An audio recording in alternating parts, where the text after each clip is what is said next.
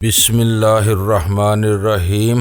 گمنام ہیرو کے معزز ناظرین السلام علیکم۔ آئیے چلتے ہیں کہانی کی طرف۔ تمہیں اس تنک مزاج نوکرانی کو بتانا چاہیے کہ تمہارے ملازمین تمہارے لیے مہمانوں کے مقابلے میں کوئی حیثیت نہیں رکھتے، انہیں ہر حال میں ہمارے سامنے نیچ نوائی سے کام لینا ہوگا۔ میں تمہارے سامنے ان سب کو جمع کر کے ان کی گوشمالی کیے دیتا ہوں۔ وہ ویرا کے بجائے مجھ سے مخاطب ہو کر بولا اور میں اسے نظر انداز کرتے ہوئے سگریٹ سلگانے میں مصروف ہو گیا۔ میرا خیال تھا کہ ویرا ہی میری بات مؤثر انداز میں اسے سمجھا سکتی تھی، اس لیے اسے ویرا سے بات کرنا چاہیے تھی، صرف گوشمالی کافی نہیں ہوگی۔ ویرا نے کہا، انہیں بتاؤ کہ تمہارے موجود ہونے یا نہ ہونے سے ان کے رویے میں فرق نہیں آنا چاہیے، بلکہ میرا تو خیال ہے کہ تم اپنی اچانک غیر حاضری کے بارے میں بھی ان کو بتا دو۔ میری غیر حاضری؟ وہ چونک کر بولا، اس کا کیا امکان پیدا ہو گیا؟ امکان پیدا نہیں ہوا بلکہ مسلسل موجود ہے۔ تمہاری ذرا سی لغزش تمہیں دوبارہ تہہ خانے میں پہنچا سکتی ہے، اس کے لیے تمہیں اپنے ملازمین کو پیشگی مطمئن کرنا ہوگا۔ تم ان سے باہر کسی اہم اور غیر متوقع کام کا بہانہ بھی کر سکتے ہو۔ ویسے میری دعا ہے کہ تم ثابت قدم رہو اور آئی مین کے کسی عتاب کا نشانہ نہ بنو۔ میراندے کے چہرے پر تذبذب کے آثار دیکھ کر اس کے لب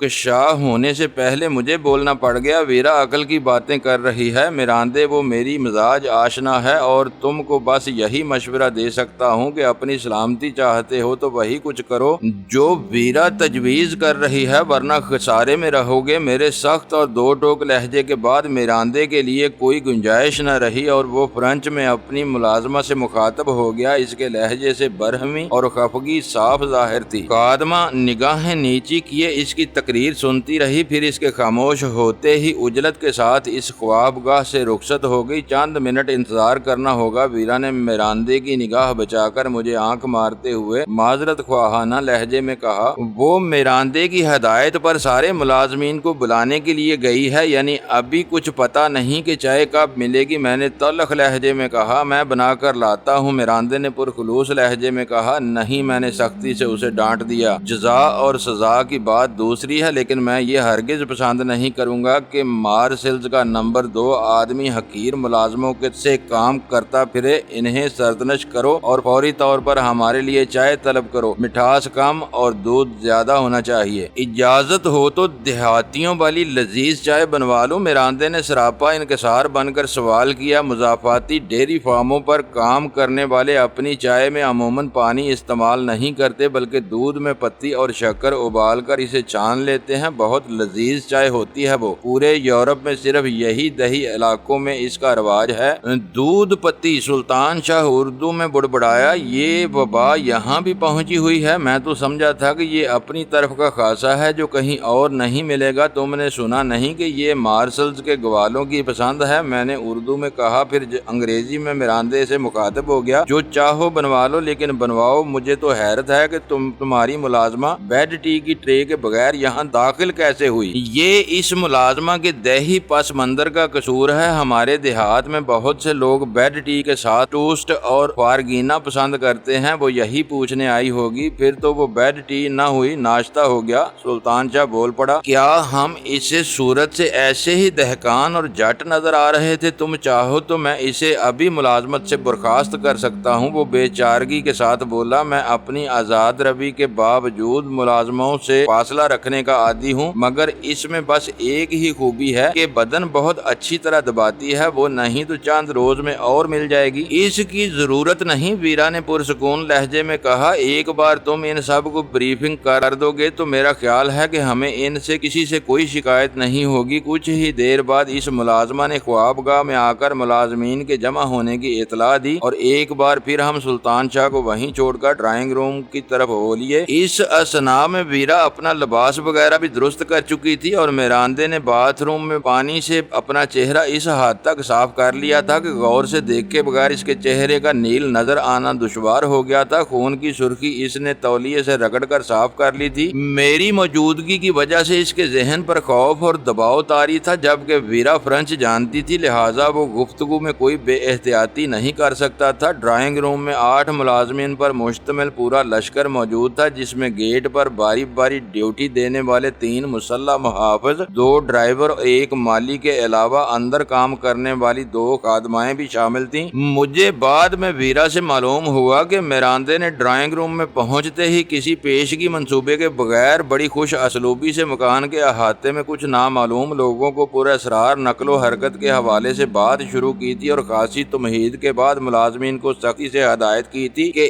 اس کے مہمان اسے اپنی جان سے زیادہ عزیز ہیں، لہٰذا ان کی ہر ہدایت کی بے چون چرا تعمیل کی جائے، اور اگر میراندے خود دستیاب نہ ہو تو ہر معاملے میں مہمانوں سے ہی رہنمائی حاصل کی جائے، جنہیں کیل سے لے کر تمام گاڑیوں تک ہر شے پر مالکانہ تصرف ہوگا۔ اس کے ملازمین اسی قدر مہذب اور تربیت یافتہ تھے کہ ان میں سے کسی نے میراندے کے سامنے لب کشائی نہیں کی اور نہ ہی محافظوں نے اپنی صفائی پیش کرنے کی جسارت کی۔ میراندے کے اشارے پر وہ سب سر جھکائے ڈرائنگ روم سے رخصت ہو گئے اور ہم سلطان شاہ کی خوابگاہ کی طرف واپس ہو لیے۔ چائے کا مسئلہ پھر رہ گیا۔ وہاں پہنچتے ہی میں نے چونک کر کہا، کسی کو کہنے کی ضرورت نہیں، وہ خود لے آئے گی۔ میراندے نے پر اعتماد لہجے میں کہا، اب اسے کب تک ساتھ لٹکائے پھرنا ہوگا؟ ویرا نے ایک گہرا سانس لیتے ہوئے اچانک اردو میں میراندے کے بارے میں سوال کیا، جو سب سے الگ ایک کرسی پر جا بیٹھا تھا۔ کم از کم ناشتے تک اس کی نمائش ضروری ہے تاکہ ملازمین کو کسی گڑبڑ کا احساس نہ ہو سکے۔ اس دوران میں اسے چڑھا کر کہیں نہ کہیں ایسی غلطی پر مجبور کر دوں گا جس کی پاداش میں ہم بے آسانی اسے دوبارہ ڈنڈا بیڑی پہنائیں گے۔ بس تم تماشا دیکھتی جاؤ، میں نے سگریٹ سلگاتے ہوئے سنجیدگی کے ساتھ کہا۔ یہاں میں خود کو بالکل ہی احمق سمجھ رہا ہوں۔ سلطان شاہ بررائی ہوئی آواز میں بولا، زبان کے معاملے میں لاچاری میں زیادہ دیر تک برداشت نہ کر سکوں گا۔ نہ کرو، ویرا نے ہنس کر کہا، چاہو تو اسی لمحے سے فرینچ بولنا شروع کر دو، میری کیفیت تم سے مختلف نہیں ہے، میں نے دخل اندازی کرتے ہوئے کہا، لیکن ہمیں تحمل سے کام لینا ہوگا، یہ صورتحال زیادہ عرصے برقرار نہیں رہے گی۔ اجازت ہو تو میں اپنی خوابگاہ میں نہا دھو کر لباس تبدیل کر لوں؟ میراندے نے کھنکار کر اپنی موجودگی کا احساس دلانے کے بعد معذرت طلب لہجے میں کہا، تمہارا لباس ٹھیک ٹھاک ہے۔ میں نے خشک لہجے میں کہا، چاہو تو اسی کمرے کا باتھ روم استعمال کر سکتے ہو، ہمیں کسی بھی لمحے تمہاری ضرورت پیش آ سکتی ہے، اس لیے تمہارا ہمارے پاس موجود رہنا ضروری ہے۔ وہ شاید مزید کچھ کہتا، لیکن اسی وقت خوابگاہ کا دروازہ کھلا اور خوش شکل مخادمہ چائے کی ٹرالی دھکیلتی ہوئی اندر داخل ہوئی، جس کی وجہ سے گفتگو کا سلسلہ وہیں منقطع ہو گیا۔ کسی بھی شخص کو اگر ایک طرف معزز میزبان کا درجہ دیا جائے اور دوسری طرف اس کی آزادانہ نقل و حرکت پر کڑی پابندیاں عائد کر دی جائیں تو اس کی طرف سے تلخی کا اظہار ناگزیر بن جاتا ہے۔ یہی کچھ میراندے کے ساتھ ہوا۔ ایک مرحلے پر اس کی قوت برداشت جواب دے گئی اور وہ ویرا سے الجھ پڑا۔ یوں چند گھنٹے بعد ہی مجھے اس کو دوبارہ تہہ خانے میں پہنچانے کا موقع میسر آ گیا۔ اس دوران میں صبح کے اخبارات آ چکے تھے جن میں لیونز اور مارسلز کے درمیان شاہراہ پر پیش آنے والے واقعے کے بارے میں ایک لفظ بھی نہیں تھا، جس کا مطلب تھا کہ بلائنڈ کارڈ پر ویرا کے بنائے ہوئے 3 دائرے کارآمد ثابت ہوئے تھے اور متعلقہ افسر نے اپنے اوپر والوں کو پورے معاملے کی ہوا بھی نہیں لگنے دی تھی۔ دوسری طرف لیونز میں ہونے والے دوہرے قتل کی بازگشت اخبار کے صفحات پر جا بجا موجود تھی۔ اس بارے میں حیرت ناک بات یہ تھی کہ ایلی نور اور لوسیلا کے قتل میں کوئی قدر مشترک تلاش کرنے کی سرے سے ضرورت ہی نہیں سمجھی گئی تھی۔ ساری تفتیش اس ایک مفروضے پر چل رہی تھی کہ وہ دونوں ایک دوسرے سے الگ قتل عمد کی وارداتیں تھیں جن کے محرکات بھی الگ الگ تھے۔ ایلی نور کو اغوا کرنے کی کوشش میں مزاحمت کرنے پر گولی مار دی گئی تھی اور لوسیلا کا قتل کسی عداوت کا شاخسانہ تھا۔ مارسلز میں اب ہم چند دن سکون سے گزار سکیں گے، ویرا نے اخبارات ایک طرف ڈالتے ہوئے کہا۔ کوئی سوچ بھی نہ سکے گا کہ ہم نے میراندے کے گھر پر قبضہ کیا ہوا ہے۔ یہاں کے حالات قابو میں آ جانے کے بعد اب فائر کیمپ میرے ذہن پر سوار ہونے لگا ہے، کیوں نہ ہم دور سے ہی اس کا جائزہ لے لیں؟ ویرا نے تجویز پیش کی، اس کے بعد کوئی بہتر منصوبہ بندی کر سکیں گے۔ پہلے تم فائر کیمپ کے کمانڈنٹ کو فون کر کے یہ ٹٹولنے کی کوشش کرو کہ وہ سلور آئی کے وجود اور اہمیت سے واقف ہے یا نہیں، اسی کے بعد ہم کچھ سوچ سکیں گے۔ کیوں نہ ہم میراندے کی خوابگاہ میں چلیں؟ سلطان شاہ نے مخل ہوتے ہوئے کہا، وہ بہت بدماش اور مکار آدمی ہے، ہم میں سے کسی نہ کسی کو ہر وقت اس کمرے میں موجود رہنا چاہیے، کیونکہ تہہ خانے سے نکاسی کا واحد راستہ اسی کمرے میں کھلتا ہے۔ ہو سکتا ہے کہ چابی کے علاوہ بھی اس کو کھولنے کی کوئی ترکیب ہو۔ اس کی بات معقول تھی، لہٰذا تاہم اسی وقت اٹھ کھڑے ہوئے ویرا کو بھی میراندے کی ڈائریوں میں کہیں فائر کیمپ کا نمبر مل سکتا تھا جو خوابگاہ میں ہونا چاہیے تھا۔ میراندے دوبارہ تہہ خانے میں پہنچ گیا، لیکن بات ابھی وہی ہے۔ اس کی رپوشی کے بارے میں اس کے ملازمین کے خدشات کے ازالے کے لیے تم نے کیا سوچا ہے؟ آج ہم رازدارانہ انداز اختیار کر کے یہاں سے باہر جائیں گے۔ گاڑی روانہ ہوتے وقت کوئی بھی تنفس کرب و جوار میں موجود نہیں ہوگا۔ واپسی پر تم یہ تاثر دو گی کہ میراندے ہمارے ساتھ گیا تھا لیکن کسی اہم کام کی وجہ سے باہر ہی رک گیا ہے۔ اپنا کام پورا کرنے کے بعد ہی وہ گھر واپس آئے گا۔ اس دوران میں اگر شی کے مقامی چیف کا کوئی فون آ گیا تو کیا ہوگا؟ آنے والی فون کالز تم ہی ریسیو کرو گی۔ کہہ دینا کہ میراندے گھر سے باہر ہے۔ نئی ملازمہ کی حیثیت سے اسے سنبھالنا تمہارے لیے دشوار نہیں ہوگا، میں نے ہنستے ہوئے کہا۔ اگر اس مردود نے میری آواز پہچان لی، ویرا نے سوال کیا۔ اول تو وہ سوچ بھی نہیں سکے گا کہ تم یہاں چھپی بیٹھی ہو، پھر بھی تم احتیاطاً آواز بدل کر بات کرنا۔ ان کرتبوں میں میں تمہارا خدا داد صلاحیتوں کا بہت پہلے ہی سے متعارف ہوں۔ میراندے کی خوابگاہ میں مسحری پر بیٹھتے ہی مجھے عجیب سی نرمی اور حرارت کا احساس ہوا تھا، اور ذرا سے تجسس کے بعد یہ حقیقت سامنے آئی کہ مسحری پر ایک انتہائی بیش قیمت گدا موجود تھا جو انسانی جسم سے مشابہ نرم اور بے حد لچکدار مادے سے بنا ہوا تھا۔ اس کھوکھلے گدے کا تعلق ایک ایسے خودکار نظام سے تھا جس کے سارے کنٹرول مسحری کے سرہانے موجود تھے۔ ان کے ذریعے گدے میں دباؤ کم و بیش کیا جا سکتا تھا۔ گدے میں دوڑنے والی پانی کا درجہ حرارت بھی حسب مرضی بڑھایا اور گھٹایا جا سکتا تھا۔ اس پر دراز ہونے کے بعد یوں محسوس ہوتا تھا جیسے انسان کسی دیو پیکر عورت کی نرم اور مہربان آغوش میں لیٹ گیا ہو۔ میں مصنوعی انسانی عذاب بنانے والی سرجیکل فرم کے اس شاہکار گدے میں سر کھپا رہا تھا کہ ویرا نے فون پر فائر کیمپ کا نمبر ملا لیا۔ دوسری طرف سے جواب ملتے ہی اس نے انگریزی میں کیمپ کمانڈنٹ سے بات کرنے کی خواہش کا اظہار کیا تھا۔ چند ثانیوں بعد شاید کمانڈنٹ نے فون پر آتے ہی سرد موہری کا اظہار کیا تھا، کیونکہ ویرا نے فوراً ہی خوشامدانہ لہجہ اختیار کیا تھا۔ اس نے خود کو شی کا ایک رکن ظاہر کرتے ہوئے فائر کیمپ آنے کی خواہش کا اظہار کیا، جس کی پذیرائی نہ ہونے پر چند ثانیوں تک مذاکرات ہوتے رہے۔ پھر شاید اچانک ہی دوسری طرف سے سلسلہ منقطع کر دیا گیا، کیونکہ ویرا نے گالیاں بکتے ہوئے ریسیور کریڈل پر پٹکا تھا۔ بہت اکھڑ اور بد دماغ آدمی ہے وہ، تلخ لہجے میں بولی۔ شی کا مطلب ہی نہیں جانتا، کہہ رہا تھا کہ مقررہ ضابطے پورے کیے بغیر دنیا کی کوئی طاقت فائر کیمپ میں نہیں پھٹک سکتی۔ اس نے مجھے ضابطوں کے بارے میں بتانے کی زحمت بھی نہیں کی، کہہ رہا تھا کہ متعلقہ لوگ ہر ضابطے سے واقف ہیں، مجھے انہی میں سے کسی سے رجوع کرنا چاہیے، یعنی آئی مین والی چال یہاں کامیاب نہیں ہوگی۔ میں نے پرخیال لہجے میں کہا، امکان یہی نظر آتا ہے، ویرا بولی۔ فائر کیمپ سے دراصل شی کے ساتھ حکومت کے مفادات بھی وابستہ ہیں، اس لیے وہاں دوہرا کنٹرول نافذ ہے۔ شی کی جانب سے سارے اختیارات مقامی چیف کو حاصل ہیں اور فائر کیمپ کا عملہ اس سے آگے کسی سے واقف نہیں۔ وہاں وہی ہوگا جو چیف چاہے گا، پھر ہمیں زبردستی وہاں داخل ہونا پڑے گا۔ سلطان شاہ بولا، میرے خیال میں تو راہ میں آنے والی ایسی ہر چیز کو نیست و نابود کر دینا چاہیے جس سے شی کی طاقت اور برتری کا اظہار ہوتا ہے۔ ہوش میں رہ کر بات کرو سلطان، ویرا گراتے ہوئے بولی۔ میں اگر ڈینی کے ساتھ تعاون کر رہی ہوں تو اس کا یہ مطلب نہیں کہ میں نے تمہیں تقریب کاری کا کھلا اجازت نامہ دے دیا ہے۔ میں چونک پڑا۔ ویرا کا وہ رد عمل میرے لیے غیر متوقع تھا۔ عملاً وہ تنظیم کو نقصان پہنچانے کی ہر کوشش میں پوری طرح میرا ساتھ دیتی رہی تھی، بلکہ لائٹز کاٹیج کی تباہی کے معاملے میں تو اس نے خود میری رہنمائی کی تھی، لیکن سلطان شاہ کا آزادانہ تبصرہ اسے حد سے زیادہ ناگوار گزرا تھا۔ سلطان شاہ بھی ویرا کی برہمی پر بھونچکا رہ گیا تھا۔ میں نے نرمی سے کہا، ویرا جو کچھ کہہ رہی ہے وہ اس کی مہربانی اور ہمدردی ہے، ہمیں یہ نہیں بولنا چاہیے کہ شی اس کے باپ کی تنظیم ہے اور وہ خود اسی کی آغوش میں پلی بڑی ہے۔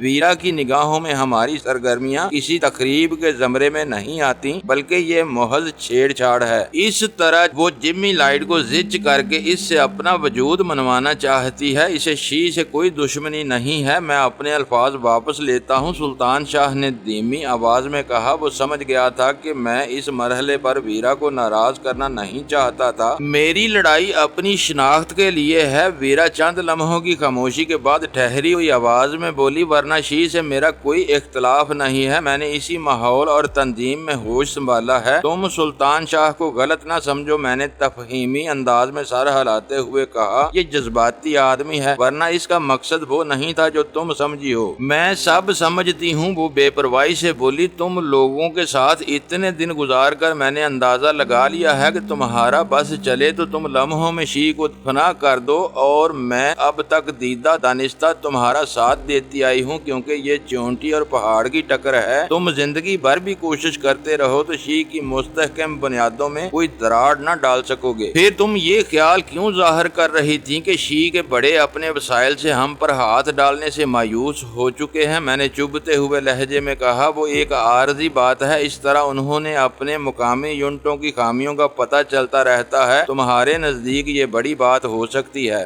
مگر میں اسے اہمیت نہیں دیتی۔ تمہاری کارروائیوں کے نتیجے میں جس دن میری آزادی سلب کی گئی وہ تمہاری کامیابی کا پہلا دن ہوگا۔ چلو ختم کرو اس قصے کو، میں نے پینترا بدل کر ہنستے ہوئے کہا۔ یہ بتاؤ کہ اب فائر کیمپ کے سلسلے میں کیا کرنا ہے؟ یہ مہم تمہارے بغیر سر نہیں ہوگی۔ اس وقت سلطان شاہ نے طبیعت مقتدر کر دی ہے، وہ تعصف آمیز لہجے میں بولی۔ چاہو تو اس وقت ہم باہر سے اس کا جائزہ لے سکتے ہیں۔ تھوڑی دیر کی گپ شپ کے بعد ویرا کا موڈ بحال ہوا تو میں نے اندازہ لگایا کہ اس وقت وہ کسی ذہنی گرہ کی وجہ سے سلطان شاہ کے تبصرے سے بھڑکی تھی، ورنہ عملاً اس کی ساری ہمدردیاں ہمارے ساتھ تھی۔ میراندے کے ملازمین کی بریفنگ کر دی گئی تھی، اس لیے ان کی طرف سے فوری طور پر کوئی مسئلہ کھڑا ہونے کا امکان نہیں تھا۔ مجھے فائر کیمپ کا جائزہ لے کر آگے کی منصوبہ بندی کرنی تھی، اور ویرا مارسلز کے جغرافیے سے واقف تھی، لہٰذا لامحالہ سلطان کو وہیں ٹھہرنا تھا تاکہ وہ میراندے کی خوابگاہ میں آرام کرنے کے ساتھ تہہ خانے سے نکاسی کے راستے کی نگرانی کرتا رہے۔ اسے میں نے کھلی چھوٹ دی تھی، اگر میراندے کسی طرح آہنی بیڑیوں کو کھول کر مقابلے پر آنے کی کوشش کرے تو اسے بلا تعمل بیم گن سے شوٹ کر دیا جائے۔ اس ہتھیار کی یہ خوبی بے مثال تھی کہ اس کے چلانے سے کوئی آواز پیدا نہیں ہوتی تھی۔ اس طرح میراندے کے ملازمین کو اپنے آقا کی خوابگاہ میں ہونے والی مار کا آرائی کی بھنک بھی نہ مل پاتی۔ تفصیلات طے ہو جانے کے بعد ویرا نے وہیں سے انٹرکام پر چوکیدار کو کوئی گاڑی پورٹیلو میں لگوانے کی ہدایت دیتے ہوئے یہ تاکید بھی کر دی کہ گاڑی لگانے کے بعد ہر ملازم اپنے کمرے میں محبوس ہو جائے، حتیٰ کہ خود چوکیدار بھی پھاٹک کھول کر اپنے کوارٹر میں چلا جائے۔ گاڑی گیٹ سے نکالتے ہوئے ویرا لمبا ہارن بجاتی، جس کے بعد سارے ملازمین اپنے اپنے ٹھکانوں سے باہر آ سکتے تھے۔ اس آخری ہدایات کا مقصد صرف اتنا تھا کہ ملازمین کو یہ علم نہ ہو سکے کہ اس کار میں گھر سے کون کون روانہ ہوا تھا، تاکہ واپسی پر میراندے کے باہر رک جانے کی کہانی سنائی جا سکے۔ 10 منٹ بعد ہی چوکیدار نے انٹرکام پر گاڑی تیار ہونے کی اطلاع دی، اور میں نے چلتے چلتے سلطان شاہ سے احتیاطاً ایکسپلوڈر لے کر جیب میں ڈال لیا۔ میں ویرا کے ساتھ میراندے کی خوابگاہ سے نکلا تو مکان میں ہر طرف سناٹا چھایا ہوا تھا، اور باہر برآمدے کے ساتھ گاڑی تیار کھڑی ہوئی تھی۔ احاطے میں بھی کوئی ذی روح موجود نہیں تھا۔ پھاٹک کے دونوں پٹ کھلے ہوئے تھے۔ ویرا نے ڈرائیونگ سیٹ سنبھالی اور میں پیسنجر سیٹ پر سوار ہو گیا۔ ویرا نے انجن سٹارٹ کیا اور خود کار گاڑی کے گیئر لیور کو پارکنگ پوزیشن سے ڈرائیو میں دھکیل کر کار سبک رفتاری سے پھاٹک کی طرف بڑھا دی۔ پھاٹک سے گزرتے ہوئے ویرا نے حسب پروگرام لمبا ہارن دیا تھا۔ میراندے کا مکان مارسلز کے آسودہ حالوں کی بستی میں واقع تھا، جو دنیا کے دوسرے بڑے شہروں کی طرح بہت پرسکون اور بھیڑ بھاڑ سے آزاد تھے۔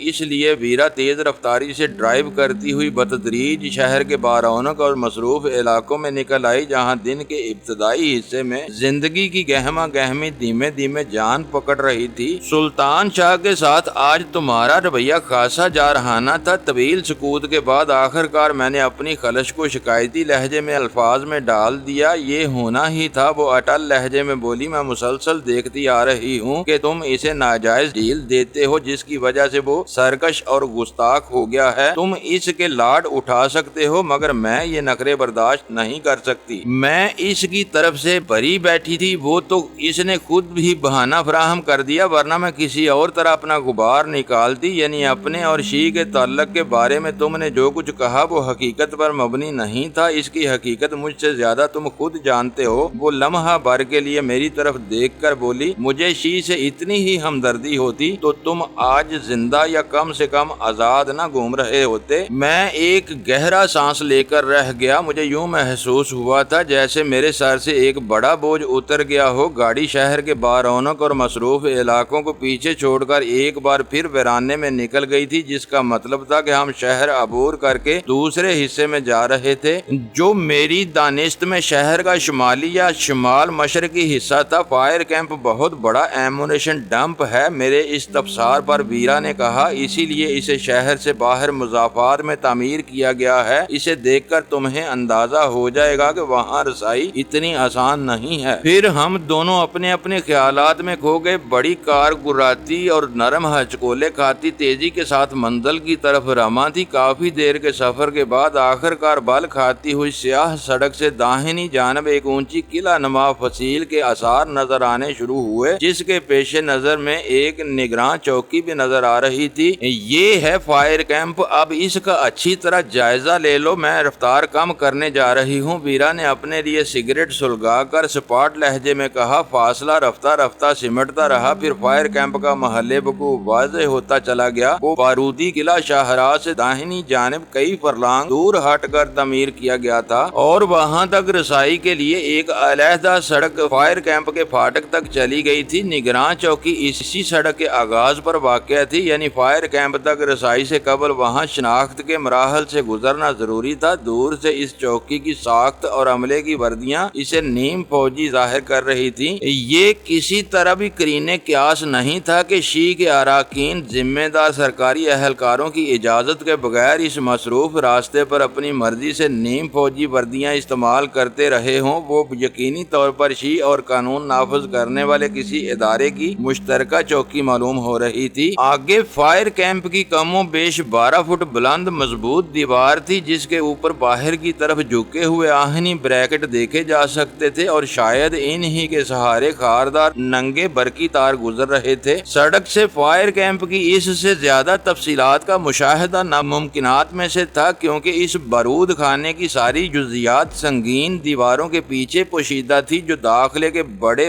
آہنی فاٹک کے علاوہ ہر طرف سپاٹ اور سیدھی تھی۔ قدرے خم کھاتی ہوئی سڑک پر ہماری کار آگے بڑھتی ہوئی ایسے مقام پر پہنچی جہاں چیک پوسٹ ہماری نگاہوں سے اوجھل ہو چکی تھی، تو فائر کیمپ کی عقبی دیوار میں 2 بلند برجیاں نظر آئیں، جن میں شاید دن رات نگراں مامور رہتے ہوں گے تاکہ کسی بھی سمت سے کوئی زبردستی داخل ہونے کی کوشش نہ کر سکے۔ مجھے امید نہیں کہ یہاں تم کوئی کاروائی کر سکو گے، ویرا نے مایوسانہ لہجے میں کہا۔ فائر کیمپ کو اتنی گہری نظر سے میں نے پہلی بار دیکھا، میرے خیال میں تو ادھر کا رخ کرنا ہی خودکشی کے برابر ہوگا۔ اس وقت ہم دن کی روشنی میں اس کا جائزہ لے رہے ہیں، رات کو یہاں صورتحال بہت مختلف ہوگی۔ مجھے احاطے کی دیوار پر روشنیوں کی تعداد بہت کم نظر آ رہی ہے، باہر تو شاید گھور اندھیرا ہی رہتا ہوگا، میں نے معنی خیز لہجے میں کہا۔ تو کیا اب رات کو بھی ادھر آوارہ گردی کا ارادہ ہے؟ اس نے چونک کر سوال کیا۔ آوارہ گردی نہیں بلکہ براہ راست کوشش کہو، میں نے ہلکی سی ہنسی کے ساتھ کہا۔ کامیاب ہوگے تو شیپ والے اپنا نیا زخم چاٹتے رہ جائیں گے، اور کوئی راہ نہیں ملی تو ٹھنڈے ٹھنڈے گھر لوٹ جائیں گے۔ شاید تمہارا دماغ چل گیا ہے، وہ تیز لہجے میں بولی۔ میں بھی تو سنوں کہ تمہارے ذہن میں کیا خاکہ ہے۔ فاٹک ہے، گھسنا ناممکن ہے، دیواروں میں نقب لگانے کی کوشش احمقانہ ہوگی، اوپر ہزاروں وولٹ کی برقی رو تاروں میں دوڑتی رہتی ہے، اور اندر خونخوار کتوں کا راج ہوتا ہے۔ آخر تم کیا سوچ رہے ہو؟ ایک تجویز تو بڑی سہل نظر آتی ہے، بازار میں ریموٹ کنٹرول والے بچوں کے بے شمار ہلکے پھلکے کھلونے مل جائیں گے۔ اگر میں رات کو میراندے کی آٹومیٹک کار سٹارٹ کر کے اس کا رخ احاطے کی طرف کر کے سٹیئرنگ رسی سے اس طرح جکڑ دوں کہ اگلے پہیے ناہموار زمین پر پڑنے کے باوجود کار کی سمت نہ بدل سکے، پھر ایکسیلیٹر پیڈل کے اوپر کوئی ایسا کھلونا نصب کر دوں جو ریموٹ کنٹرول سے اشارہ ملتے ہی پیڈل پر دباؤ ڈال سکے، تو میں ایک حیران کن کارنامہ انجام دینے میں کامیاب ہو جاؤں گا۔ کیسا کارنامہ؟ میں نہیں سمجھ سکی، اس نے سوال کیا۔ کار میں حساس آتش گیر مادہ ہوگا، گیئر لیور ڈرائیونگ پوزیشن میں ڈال کر ہم نیچے آ جائیں گے، پھر ریموٹ کنٹرول کو آپریٹ کرتے ہی ایکسیلیٹر پیڈل پر دباؤ پڑے گا اور کار پوری رفتار سے گھراتی ہوئی اسی سمت میں دوڑ پڑے گی جدھر اس کا سٹیئرنگ مضبوطی سے بندھا ہوا ہوگا۔ اوہ خدا! وہ تحیر آمیز آواز میں بولی، اور کار احاطے کی دیوار توڑ کر جلتی ہوئی فائر کیمپ میں داخل ہو جائے گی جہاں ہر طرف حساس بارودی ذخائر موجود ہیں۔ اس طرح ہم ذرا بھی خراش آنے کا خطرہ مول لیے بغیر فائر کیمپ کو راکھ کے ڈھیر میں بدل سکیں گے۔ ہمیں دور سے ہی اپنا کام کرنا ہوگا۔ یہ تو بہت محفوظ اور مؤثر ترکیب ہے، میرا خیال ہے کہ تمہیں آنکھیں بند کر کے اس پر عمل کرنا چاہیے۔ ویرا نے فائر کیمپ سے کافی دور نکل آنے کے بعد کار واپس گھماتے ہوئے کہا، ہمیں آنکھیں بند کر کے نہیں، آنکھیں کھول کر اس منصوبے پر عمل کرنا ہوگا۔ میں نے سنجیدگی سے کہا، اس میں ناکامی کا ایک بہت بڑا خطرہ مضمر ہے۔ اب ناکامی کا امکان کہاں سے نظر آ گیا تمہیں؟ وہ برا سا منہ بنا کر بولی، تم مفروضوں پر پوری کہانی تراش کر اس طرح اس کی نفی کرتے ہو کہ تم پر سراغر سا ہونے کا شبہ ہوتا ہے۔ اندر کے بارے میں ہمیں کچھ پتا نہیں کہ خطرناک اور حساس ذخائر کدھر ہیں۔ ہمارا نشانہ غلط بھی ہو سکتا ہے۔ پھر دوسرا امکان دیوار کی مضبوطی کا ہے۔ ہو سکتا ہے کہ یہ کار دیوار توڑ کر اندر گھسنے کی بجائے باہر ہی الٹ کر آگ پکڑ لے اور انہیں ذرا بھی نقصان نہ پہنچ سکے۔ کوڑی دور کی لاتے ہو، یہ دونوں امکانات تو واقعی موجود ہیں، وہ فکر مندانہ لہجے میں بولی۔ ان کے سدے باب کے لیے میرے ذہن میں دوسری تجویز آ رہی ہے۔ میں نے کہا، سلطان شاہ کو میراندے کے گھر اس لیے چھوڑا گیا ہے کہ وہ کسی طرح آزادی حاصل کر کے ہمارے لیے مسائل نہ کھڑے کر دے، اس لیے واپس لوٹ کر ہمیں میراندے کو ٹھکانے لگانا ہوگا تاکہ سلطان شاہ بے فکری کے ساتھ ہماری مہم میں شریک ہو سکے۔ عارضی طور پر 2-4 دن کے لیے اس کی لاش تہہ خانے میں ہی چھوڑی جا سکتی ہے جہاں اس کے خراب ہونے کا کوئی ڈر نہ ہوگا۔ سلطان شاہ ہمارے ساتھ مل کر کون سا تیر مار لے گا؟ تیر کمان کا زمانہ لد گیا، اسے ریموٹ کنٹرول استعمال کرنا ہوگا۔ میں نے سنجیدگی کے ساتھ کہا، ہمیں 2 سمتوں سے وار کرنا ہوگا۔ کار کا طوفانی دھماکہ ہوتے ہی اندر والوں کی ساری توجہ اس کی طرف مرکوز ہو جائے گی اور ہم اس کی مخالف سمت سے اندر داخل ہونے کی کوشش کر سکیں گے۔ پیراشوٹ کے ذریعے اندر اترنا مناسب رہے گا، وہ تلخ لہجے میں بولی۔ پتہ نہیں ادھوری بات کر کے دوسروں کو الجھن میں مبتلا کر کے تمہیں کیا مزہ آتا ہے؟ ابھی ہم گھر جانے سے پہلے بازار جائیں گے، میں نے ہنستے ہوئے کہا۔ آتش گیر مادے اور مطلوبہ ریموٹ کنٹرول یونٹ کے علاوہ ہمیں کچھ اور خریداری بھی کرنا ہوگی۔ فائر مینوں اور بجلی گھر کے کارکنوں کے استعمال میں آنے والے ربڑ کے شاک پروف مکمل سوٹ اور جوتے ہمیں برقی باڑ سے بچا لیں گے۔ اور کتوں کو تم سمجھا ہی لوگے کہ وہ میری بات کاٹ کر تیز لہجے میں بولی، کسی بھی سٹور سے ابلے ہوئے پارچے لے کر ان میں بے ہوشی کی دوا انجیکٹ کر دی جائے گی۔ تم بالکل فکر نہ کرو، میرا ذہن اس مسئلے کی ہر باریکی پر کام کر رہا ہے۔ گھر سے ہم 2 گاڑیاں لے کر چلیں گے۔ آٹومیٹک کار کی دھماکے سے تباہی کے بعد سلطان شاہ دوسری کار پر پہنچ کر ڈرائیونگ سیٹ سنبھال لے گا تاکہ ہم تیزی کے ساتھ اندر کارروائی کر کے لوٹیں تو وقت ضائع کیے بغیر واپسی کے سفر کا آغاز ہو سکے۔ ویرا اپنی ذہنی تحفظات کی وجہ سے فوری طور پر میرے ہم خیال نہ ہو سکی، لیکن واپسی کے سفر میں کچھ دیر کی بحث کے بعد وہ میری تجویز کے قابل عمل ہونے کی قائل ہو گئی اور شہر میں داخل ہونے کے بعد کار کا رخ بازار کی سمت ڈال دیا۔ اس وقت تک ہمارے درمیان اس امکان پر کوئی تبادلہ خیال نہیں ہوا تھا کہ اگر شی کا مقامی چیف مارشلز میں ویرا کو میراندے کی کار ڈرائیو کرتے ہوئے دیکھ لیتا تو اس کا کیا رد عمل ہوتا، لیکن میرا خیال تھا کہ ویرا بھی اس مسئلے سے غافل نہ تھی کیونکہ مقامی چیف کے ساتھ اس کی کبھی نہیں بن سکی تھی۔ معزز ناظرین، لائک کریں، شیئر کریں اور کمنٹس باکس میں پاک آرمی زندہ باد، پاکستان پائندہ باد کا نعرہ ضرور درج کر کے اپنے ملک پر فخر کریں اور پاکستان کی بنیادیں مضبوط کرنے میں اپنا کردار ادا کریں۔ ویڈیو دیکھنے کا شکریہ۔ معزز ناظرین، اپنا خیال رکھیے گا اور ہمارے چینل کا بھی۔ ISI پاک آرمی زندہ باد، پاکستان پائندہ باد۔